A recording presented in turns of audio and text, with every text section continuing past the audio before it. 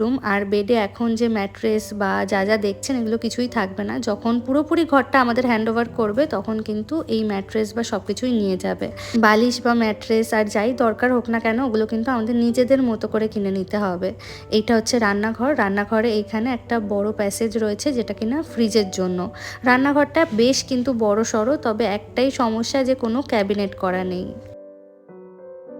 ঘর মোটামুটি দেখে আমরা চলে এসেছি আমাদের ঘরের সামনেই একটা ইলেকট্রনিক্সের দোকান ছিল সেখানে, কারণ আমাদের তো সবটাই কিনতে হবে। ফ্রিজ থেকে শুরু করে এসি, মাইক্রোওয়েভ সবটাই কিন্তু কিনতে হবে। তো টুকটুক করে এক একটা করে কাজ আমরা এগিয়ে রাখছি।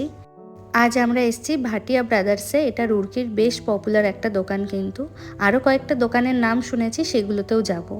আর এখানে আমার এই ফ্রিজটা কিন্তু বেশ পছন্দ হয়েছে। এটা গ্লাস ডোরের ফ্রিজ।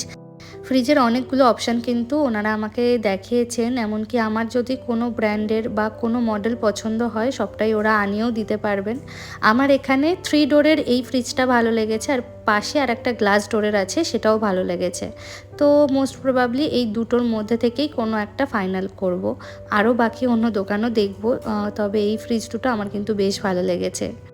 আমার মোটামুটি একটা মাইন্ডসেট ছিলই যে ফ্রিজটা আমি ওয়ার্লপুলেরই নেব। তো সেই মতোই দেখছিলাম। এদিকে হায়ারেরও রয়েছে, প্যানাসনিকের রয়েছে, স্যামসাং, এলজি সব কিছুরই রয়েছে। তবে আমার একটা ইচ্ছা ছিল ওয়ার্লপুলের নেওয়ার।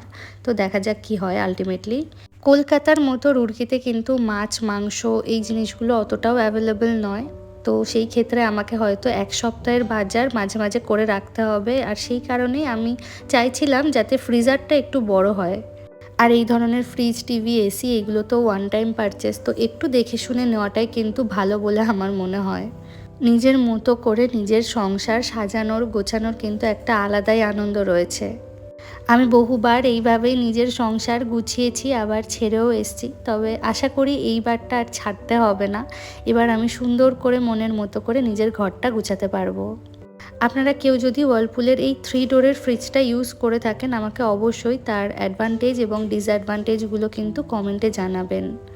এই যে আজকে আমি ভিডিওটা শেয়ার করছি, এখনও কিন্তু আমার কিছুই কেনা হয়নি। আমি সব জিনিস দেখে দেখে আসছি আর ঠিক করছি কোথা থেকে কোনটা কি কিনবো।